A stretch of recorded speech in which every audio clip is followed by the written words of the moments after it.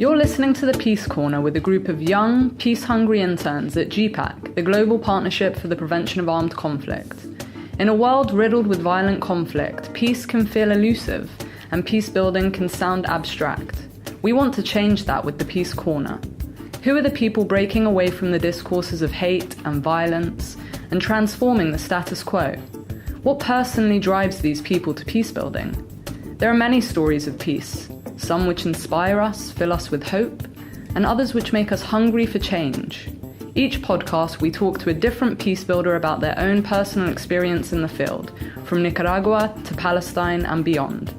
This is a chance to hear from the people putting themselves on the line for peace, the people who remain steadfast in their pursuit of more peaceful societies, and who, incidentally, are delightful to talk to. So nestle into a corner and listen to the voices making peace possible.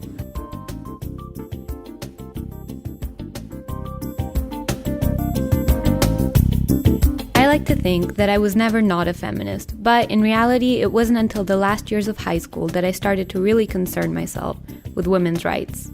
At the time, I was asking myself some pretty basic questions. Why are women penalized for displaying qualities that are encouraged in men? Why did I think of male as the default and female as the other?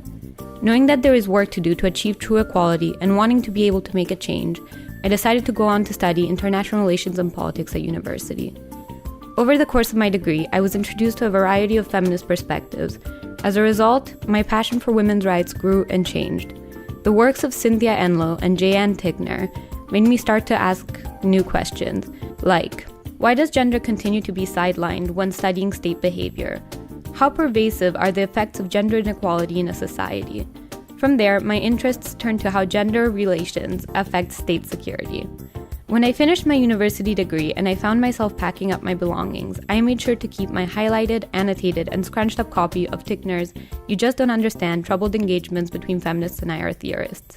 I wanted to hold on to the first feminist IR text I ever read and remember all the parts that had spoken to me. At university, I learned that the way we think about security is completely gendered. Today, I work with a group of people who are trying to change that. For this interview, I sat down with Sharon Bhagwan Rolls, a longtime feminist activist working in the field of women, peace, and security. Hello, welcome back to the Peace Corner. I am Maria Cipriani, and I'm joined today with Sharon Bhagwan Rolls. Hi, Sharon. Do you want to introduce yourself a little bit? Hi, Maria. Well, I'm speaking to you as a woman who has been involved in peace building, the movement for gender equality and women's rights in the Pacific. And currently, I have the honor of being the chair of the board of the Global Partnership for the Prevention of Armed Conflict, as well as the gender liaison for the International Steering Group. And another hat that I wear is as the co-chair of the Global Fund for Women. So I'm really looking forward to this conversation, Maria, particularly as I'm also a broadcaster. So I'm really pleased to see that GPPAC and young people from the GPPAC network are involved in producing these podcasts. Wonderful. Thank you so much for joining me. So let's get right into it. What motivated you personally to start working on women's inclusion in peace building and conflict prevention? I guess the story really starts when I joined the YWCA as a young woman, and it was really, the guidance of my mother, who was a very important mentor for me, or a woman-mentor. And she saw my interest in gender equality, she saw my interest in women's rights, and she steered me towards the Young Women's Christian Association at home in Fiji, which had a very deep involvement globally in the women's movement, but also in the movement towards achieving women's rights and peace and justice as well. I guess the focus on peace building is as a result of a series of crises and military coups that I've experienced in my home country of Fiji. And 1987, I was 21 years old when we faced our first military coup. I have to admit, I was a very angry young woman at the time. And it was all about, reclaiming one's rights and responding to what had happened, the overthrow of a democratically elected government, and seeing the need to engage, but looking at ways to communicate, which having the support of the YWCA and the way in which we engaged was very important. So I found myself communicating in many different ways, including using the media of the YWCA, so community media. But this more substantive journey has been following the crisis of 2000, when we had another democratically elected government overthrown. And we mobilized together as women of the YWCA. And at that time, I was the volunteer secretary of the National Council of Women. And we came together in response to that crisis. It was a very different time. Mm-hmm. With the, we had new technology as well, and the way in which the coup was being reported was also very different. But what we did do as the women within 2 days of the overthrow of the government was mobilize together in a peace vigil at the Holy Trinity Anglican Cathedral. And that first peace vigil on the 21st of May, the response was that we must continue this. And so we continued the peace vigil throughout the 56-day hostage crisis. And I found myself once again as the communicator, the facilitator of that process, working with the women to engage with the media, to engage with other civil society, including the trade unions, drafting statements and position papers that were presented to the Great Council of Chiefs, to the Military Council.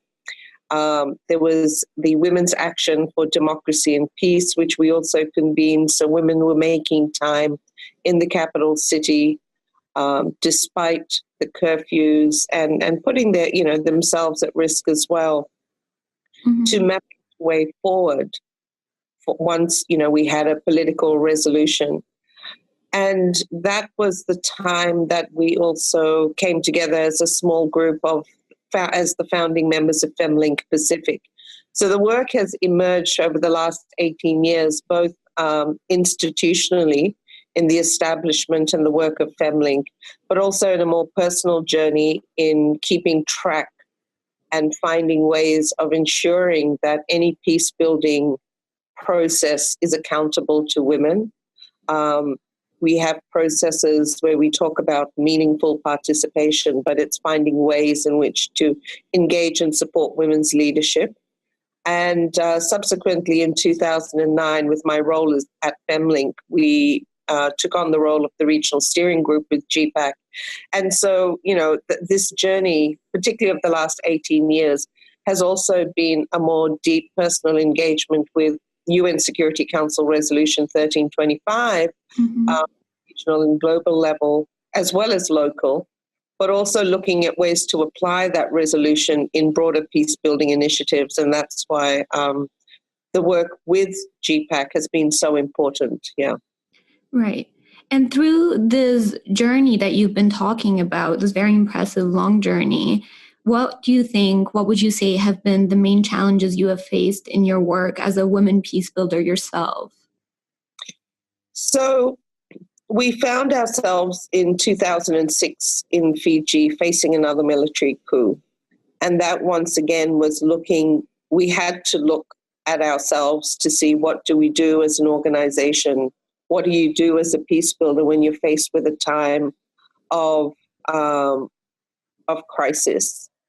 And also when you have to take responsibility for your staff, your volunteers in that political situation. So that's always been difficult, because the journey of a peace builder, it's not one of just the individual. And then also as a parent, taking responsibility for the safety and security of my children at all times in this journey has been really important. So it's been, how do we find ways, the challenge has been, how do we find ways to communicate in a way that is safe for the women, and also one that at a time of crisis, you don't want to lose sight of the gender equality agenda. Mm-hmm. And so that's been another challenge as well, because I think when it comes to political processes, quite often, even from a mediation perspective, the gender agenda, the gender equality agenda, women's participation gets pushed aside into the too hard basket. And you end up seeing that resolution of conflicts or situations are done with the perpetrators and those in political power, rather than being an inclusive process that recognizes the work of women on the ground. And I'm seeing that more and more, even at, as we connect with the gender focal points, the gender experts through the GPPAC network, that continues to be a challenge. Right. You talked a little bit about, you mentioned Femling Pacific and a little bit about your work in the media. I wanted to know, since your work has focused mainly on the intersection between media, women's rights, and peace, if you could tell us a little bit about what a feminist media approach is and how it can help empower women. Well, I have to acknowledge one of my other women mentors, Dr. Anne Walker, who actually helped establish the YWCA in Fiji many decades ago, but also went on to establish the International Women's Tribune Center. And it was a very important initiative in terms of having information flow from the United Nations to women on the ground, including younger women like me through their publications. And as we were developing Femlink, I remember Anne being a very important guide in terms of exactly that question, what does a feminist media network look like? But also, the day the resolution was adopted, she sent me an email saying, you've got Section J of the Beijing Platform for Action. Now you have the Security Council Resolution 1325. So a feminist media organization like Femlink has taken a look at, one, obviously ensuring that there is a regulatory environment that enables community media to function and operate. And that's been really important in terms of the establishment of the community radio network. And the organization has come a long way since it first started with one suitcase radio to now having a radio network, including 2 permanent stations, one in a rural center. So feminist media networking has meant obviously looking at the policy regulatory framework, but also applying a community media approach, applying a communications for peace approach, and applying a solutions-based journalism approach to the engagement with women. So it's a couple of things. It's sharing the technology, so whereby you support women, young women, to understand the technology and utilize the technology in the different ways that can amplify what they're saying from their communities. And it's establishing a program infrastructure where the producers are not necessarily on the only in the capital, but there is a program infrastructure that ensures the voices of women and their definitions of peace and human security are coming through the channels up into the radio broadcasts and the other media initiatives. And it's also challenging the status quo in terms of media content, where if you look at the work around the Global Media Monitoring Project, which I've been involved with for a number of decades now, I guess, is saying that up until such time that there is a balance in media content, in mainstream media content, where women are making the news as leaders, whether at community level or in politics, as experts on a range of issues, we will continue to tell the story of women. So feminist media, in a sense, is a special measure that ensures that women are not ghettoized into just being featured on the nice women's program that involves recipes and news from Bollywood or Hollywood, but actually tells the story of who they are, what they're doing, and their visions and recommendations for sustainable development, peace, in all diversities. Yeah. That's really amazing. You've brought it up a couple of times already, but I want to talk a little bit about UN Security Council Resolution 1325. But before we get into it, for listeners who may not know, can you tell us a little bit briefly what it is, maybe? Well, UN Security Council Resolution 1325, to quote Ambassador Chaudhry, who was the chair of the Security Council when it was adopted, is the mother of all resolutions. It was the first Security Council resolution that brought women's rights into the agenda of the Security Council. And since then, there have been a suite of resolutions or sister resolutions, but it really it builds on the section of the Beijing Platform for Action as a global policy commitment to progressing women's rights and gender equality.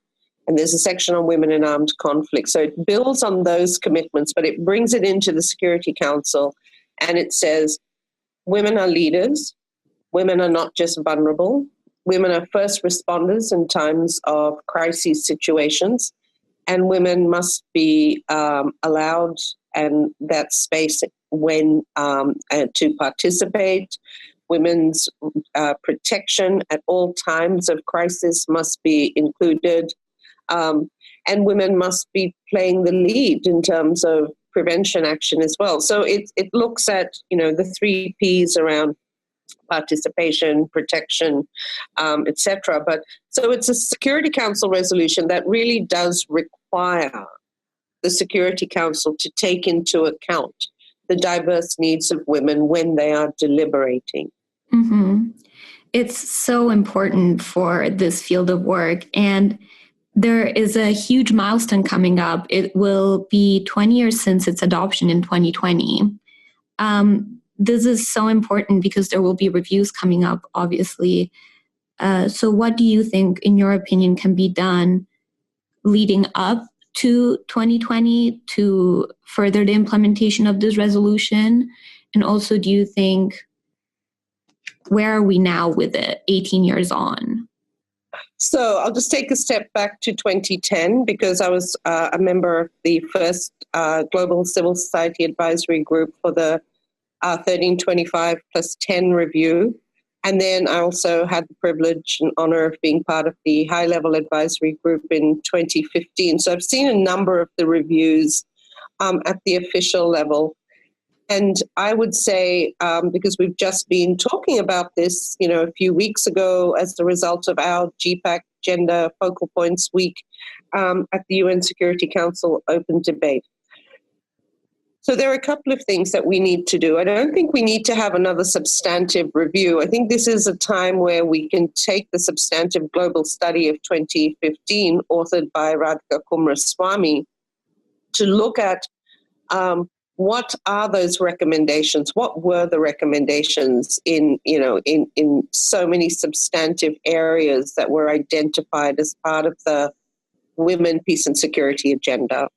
So that needs to happen.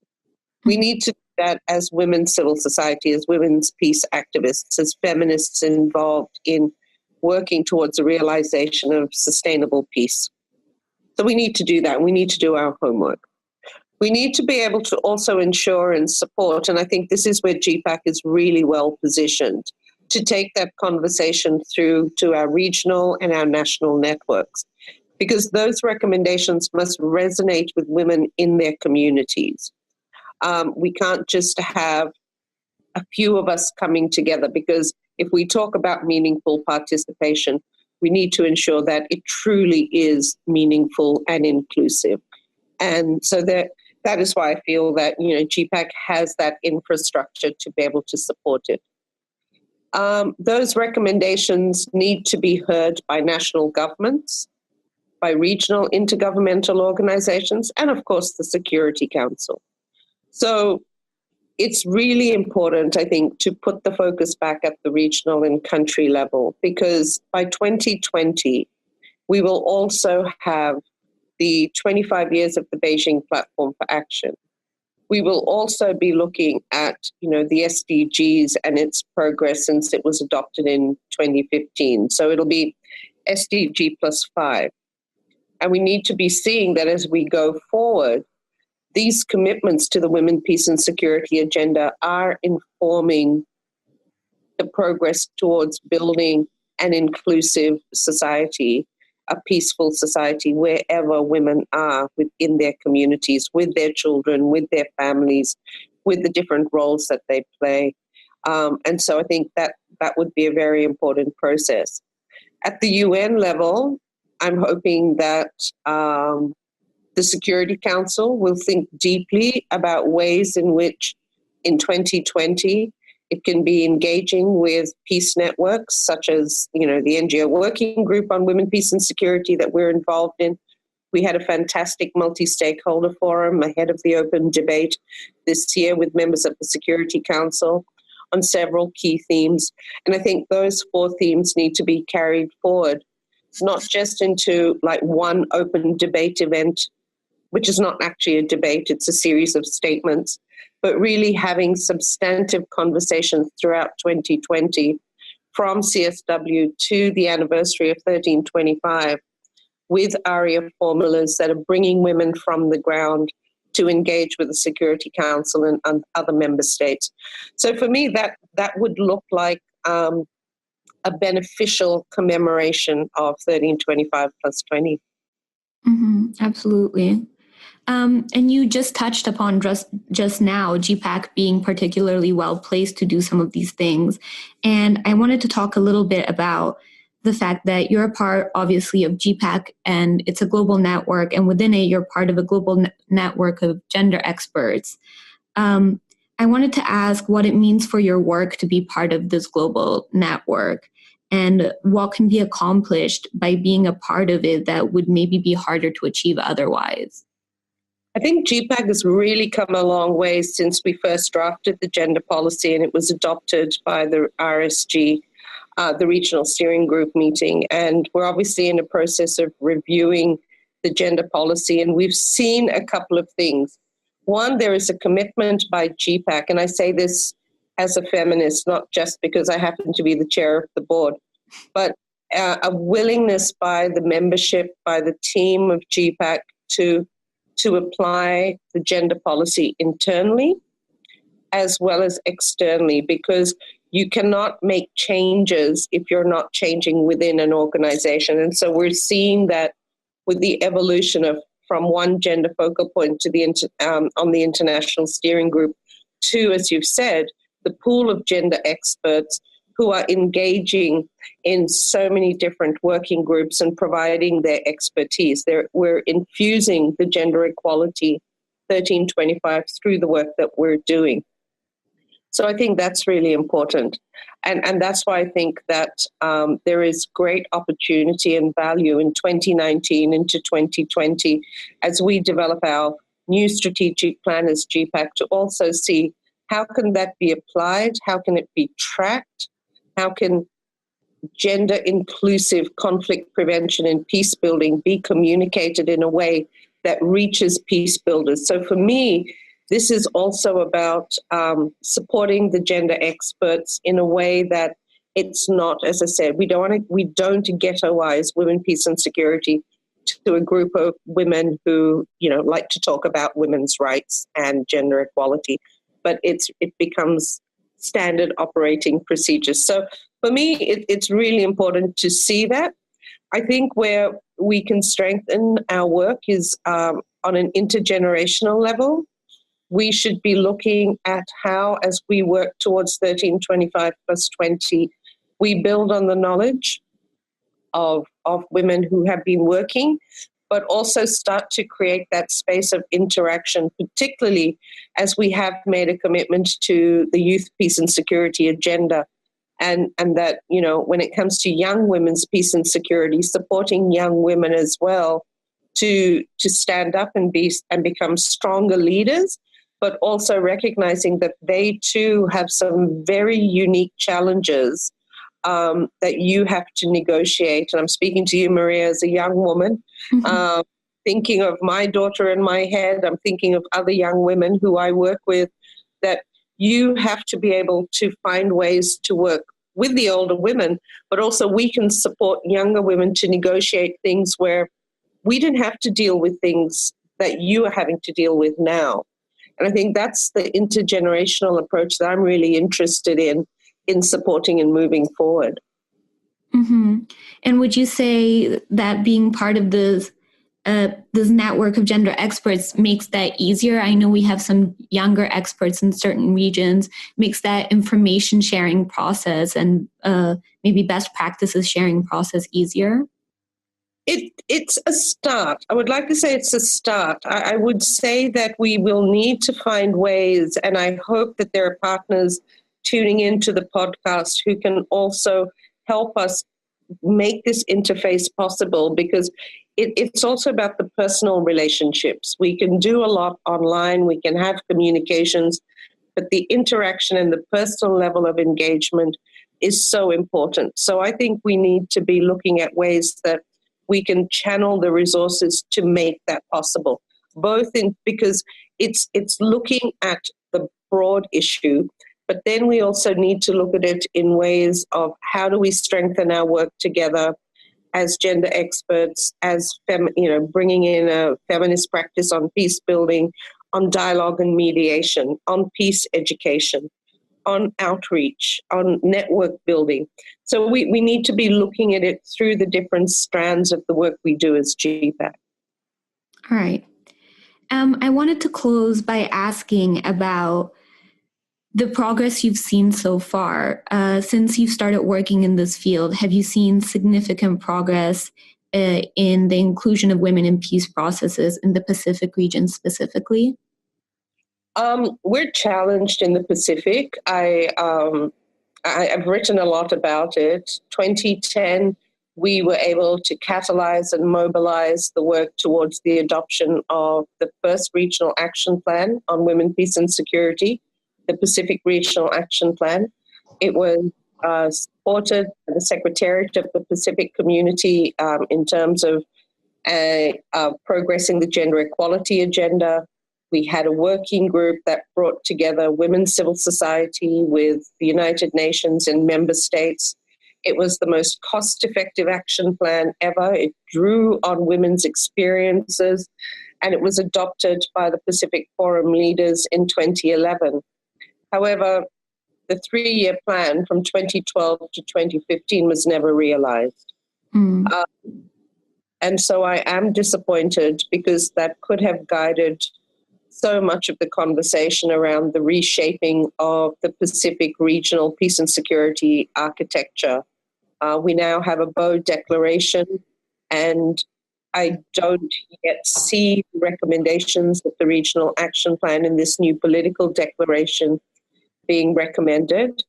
We do have a focus on, there are challenges in my region in terms of women's political leadership, in terms of the prevalence of sexual gender-based violence. So we need to find ways to get a better understanding that the women, peace and security agenda is not a vertical action. It's horizontal. It needs to be infused in all efforts to progress the gender equality and women's rights agenda. It needs to be applied to the development agenda, to the humanitarian and climate change agenda. And where I'm pleased is that the GPPAC Pacific Network has been a voice for that. But in the next 2 years, as we move towards 2020, 1325 plus 20, I'm really hoping that at the intergovernmental level, there will be greater effort to recognize the need to work with women who come from peace building practice. We need to have that kind of expertise brought into these processes, and also bring in the expertise, as we can do, from the GPPAC network globally. Well, thank you so much for sharing your experiences with us and where you think we can make more progress. I hope we do. I hope 2020 will be a great milestone for 1325. So thank you for taking the time to speak with me. Thank you, Maria.